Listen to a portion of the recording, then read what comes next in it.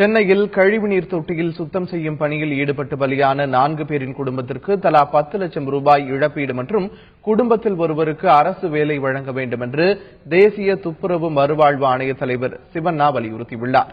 சென்னையில் செய்தியாளர்களிடம் பேசிய அவர், இவ்வாறான உயிரிழப்புகளை தடுக்க கழிவுநீர் தொட்டியை 2 பிரிவுகளாக கட்டுபவர்களுக்கு மட்டுமே அனுமதி வழங்கப்பட வேண்டும் என்றும் கூறினார்.